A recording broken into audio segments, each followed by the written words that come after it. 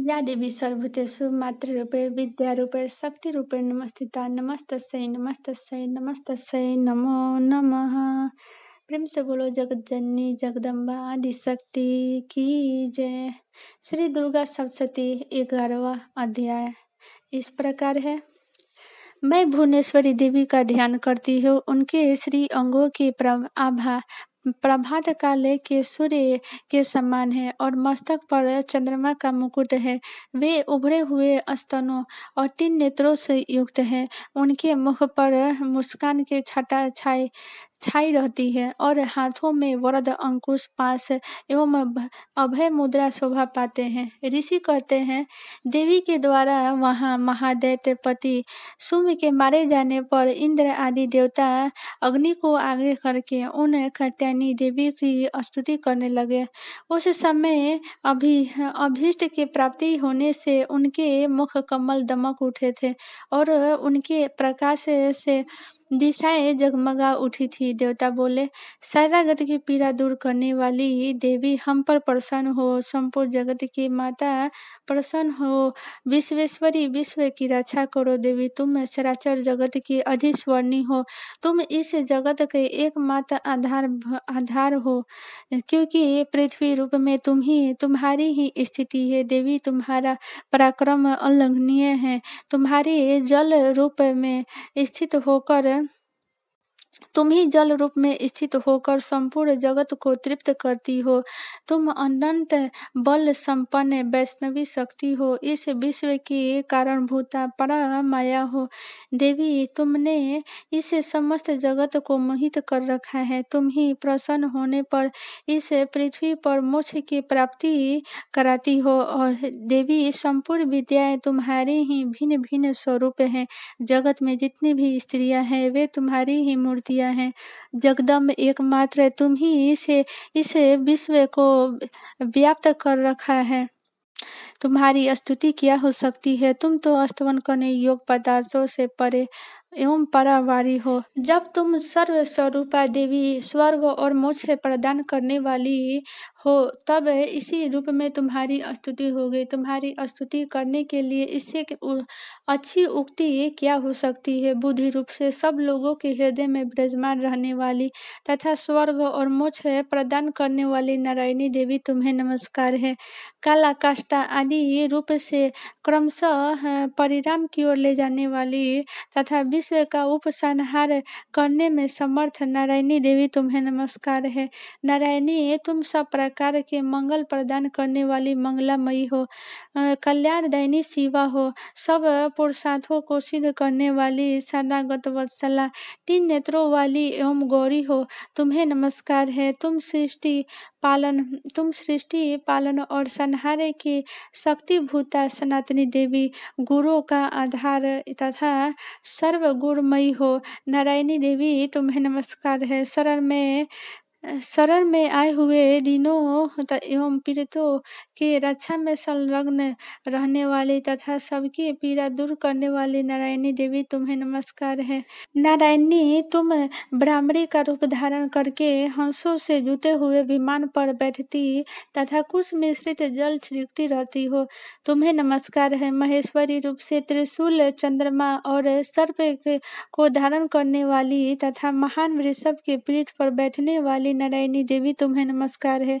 मोरों और मुर्गों से घिरी रहने वाली तथा महाशक्ति धारण करने वाली कौमारी रूप धारिणी निष्पापे नारायणी देवी तुम्हें नमस्कार है। शंख चक्र गदा और साग धनुष उत्तम आयुधों को धारण करने वाली वैष्णवी शक्ति रूपा नारायणी तुम प्रसन्न हो। तुम्हें नमस्कार है। हाथ में भयानक महाचक्र लिए और दाढ़ों पर धरती को उठाए वराही रूप धारिणी कल्याणमयी नारायणी देवी तुम्हें नमस्कार है। भयंकर नृसिंह रूप से दैत्यों के वध के लिए उद्योग करने वाली तथा त्रिभुवन की रक्षा में संलग्न रहने वाली नारायणी देवी तुम्हें नमस्कार है।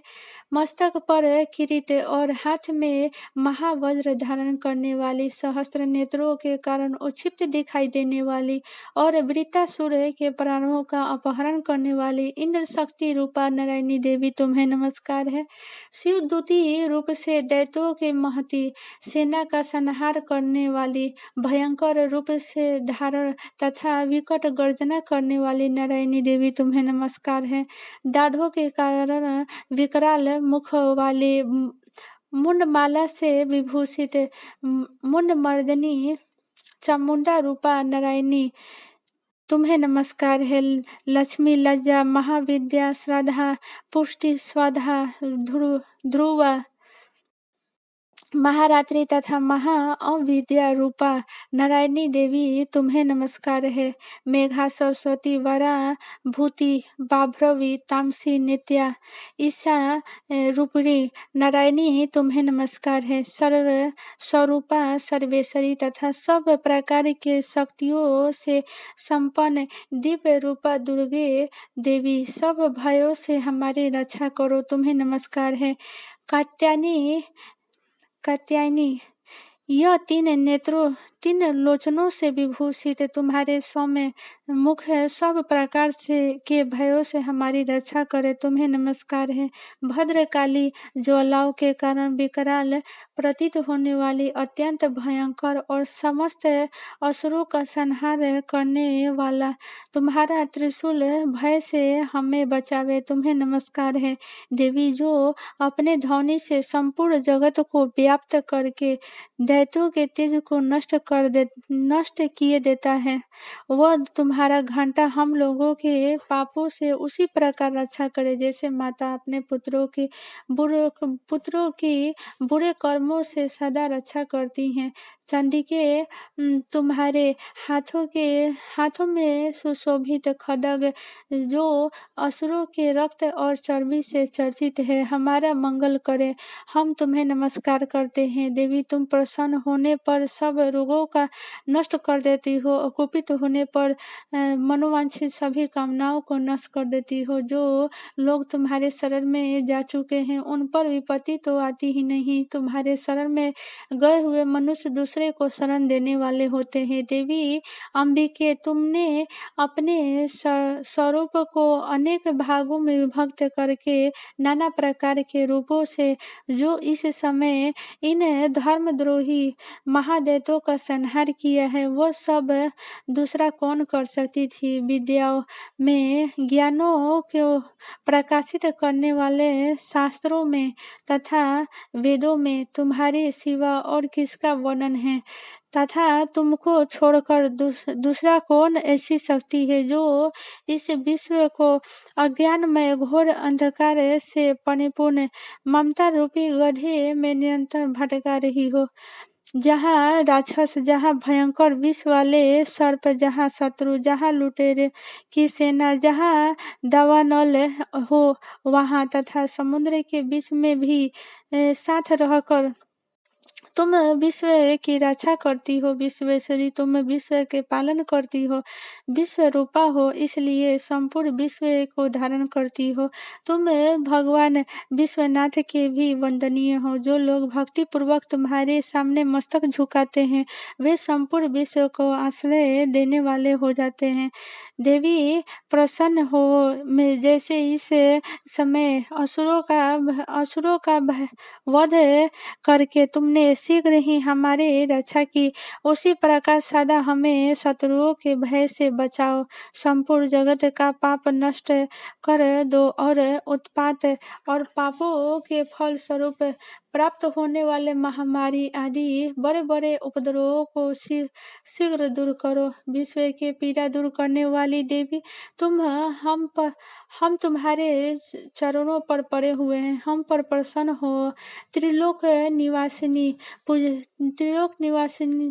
निवासियों की पूजनीय परमेश्वरी, सब लोगों को वरदान दो। देवी बोली, देवताओं, मैं वर देने के लिए तैयार हूँ। तुम्हारे मन में जिसकी इच्छा हो वह वर मांग लो, संसार के लिए उस उपकारक वर को मैं अवश्य दूंगी। देवता बोले, सर्वेश्वरी तुम इसी प्रकार तीनों लोकों के समस्त बाधाओं को शांत करो और हमारे शत्रुओं का नाश करती रहो। देवी बोली, देवताओं, वैवस्वत मनवंतर के 28वें युग में शुंभ निशुंभ नाम के 2 अन्य महादैत्य उत्पन्न होंगे। तब मैं नंद गोप के घर में उनकी पत्नी यशोदा के गर्भ से अवतरित हो विंध्याचल में जाकर रहूंगी और उक्त दोनों राक्षसों का नाश करूंगी। फिर अत्यंत भयंकर रूप से पृथ्वी पर अवतार ले मैं विपरीत नाम वाले दानवों का वध करूंगी। उन भयंकर महादैत्यों को भक्षण करते समय मेरा दांत अनार के फूल के भांति लाल हो जाएंगे। तब स्वर्ग में देवता और मृत्यु लोक में मनुष्य सदा मेरी स्तुति करते हुए मुझे रक्त दंतिका कहेंगे। फिर जब पृथ्वी पर 100 वर्षों के लिए वर्षा रुक जाएगी और पानी का अभाव हो जाएगा। उस समय मुनियों के स्तवन करने पर मैं पृथ्वी पर आयुनिजा रूप से प्रकट होऊंगी और 100 नेत्रों से मुनियों को देखूंगी। अतः मनुष्य सताक्षी नाम से मेरा कीर्तन करेंगे। देवताओं, उस समय मैं अपने शरीर से उत्पन्न हुए शाकों द्वारा संसार के भरण पोषण करूंगी। जब वर्षा नहीं होगी तब वे शाक ही सबके प्राणों की रक्षा करेंगे। ऐसा करने के कारण पृथ्वी पर शाकंभरी नाम से मेरी ख्याति होगी। उसी अवतार में मैं दुर्गम नाम महादैत्य का वध करूंगी। इससे मेरा नाम दुर्गा देवी के रूप से प्रसिद्ध होगा। फिर मैं जब भीम रूप धारण कर के मुनियों के रक्षा के लिए हिमालय पर रहने वाले राक्षसों का भक्षण करूंगी, उस समय सब मुनि भक्ति से नतमस्तक होकर मेरे स्तुति करेंगे। तब मेरा नाम भीमा देवी के रूप में विख्यात होगा।